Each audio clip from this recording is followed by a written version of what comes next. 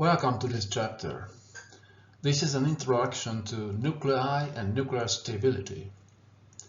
Nuclei are composed of neutrons and protons. We have some important definitions which are needed to have some terminology we will use in the future. Nuclide means an atom with a certain number of protons and neutrons in its nucleus. When we use the word isotopes, the only difference is that this is about nuclide with the same number of protons but different number of neutrons. The two words are interchangeable in the only situation if you want to emphasize that there are other neutron numbers for the same proton numbers, then you can use the word isotope. The nucleon is simply the common name of protons and neutrons. The atomic number is actually the number of the protons in the nucleus. The mass number is the total number of nucleons in the nucleus. That means the sum of the protons plus the sum of the neutrons. We have a standard notation for a nuclide N. In this notation, you see the capital N refers to the nuclide itself. A is the mass number and Z is the atomic number. If you use the atomic symbol, the elemental symbol, then you may not use Z because the elemental symbol makes it absolutely clear that what you are talking about. When you build a nucleus, you need protons and neutrons. In this picture, you can see how we can build a potassium-39 isotope from protons and neutrons, actually 19 protons and 20 neutrons.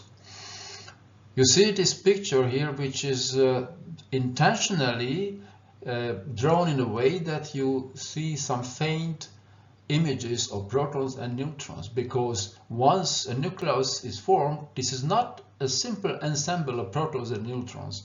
The nucleons merge into each other, losing their individuality when a nucleus is formed. A very good proof for this is that, for example, the neutron itself, when it is alone, this is not a stable particle. This is metastable. It has a lifetime, half-life of about 10 minutes. But once it is included in a stable nucleus, then its lifetime becomes infinite. Regarding stable and metastable nuclei, we should see that there are two basic conditions for stability. The first one is that the nucleus may not be too heavy. If you have a look at the periodic table, then you see that there is no stable nucleus heavier than bismuth 209. The explanation, which is actually a simplified explanation, is the following. There is an interplay between the proton-proton repulsion due to the same electric charge of the proton and the nuclear force, that is a pure attractive force between any nucleons. That means that there is a very strong attractive force between two protons or two neutrons or a proton and a neutron. This is absolutely the same. Although the latter, that means the nuclear force, is way stronger than the proton-proton repulsion, it acts only the nearest neighbor of the nucleons, and that is very important.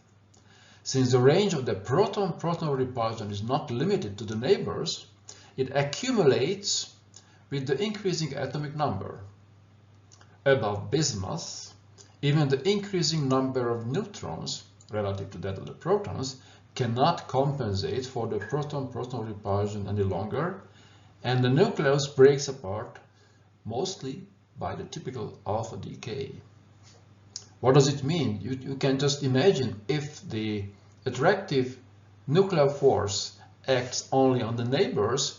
When you have already a very heavy nucleus and you add one more neutron, there is a high probability that the new neutron will not be a neighbor of a proton. And if that happens, then you did nothing. So it is absolutely useless.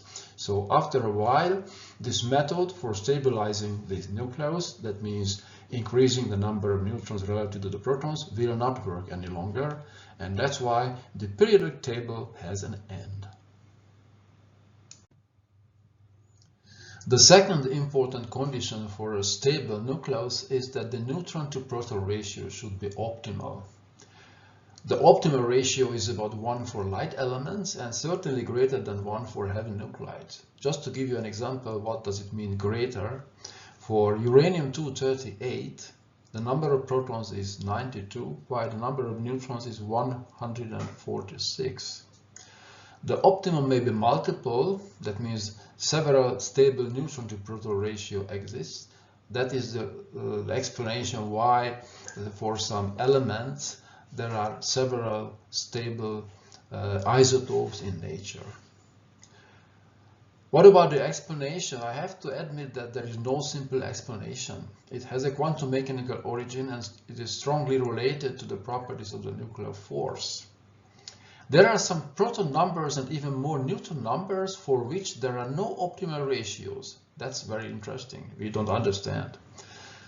So for these proton numbers, stable nuclei do not exist. There are definitely two elements that for this reason do not exist. So technetium you never find in nature. So the proton number is 43, and promethium, which has a proton number of 61, actually this is the atomic number, so promethium and technetium do not exist in nature. I think it is even more interesting that there are more neutron numbers for which we find the same thing. So for neutron numbers 19, 35, 39, 45, 61, 89, 115 and 125, we don't find any proton numbers to form a stable nucleus.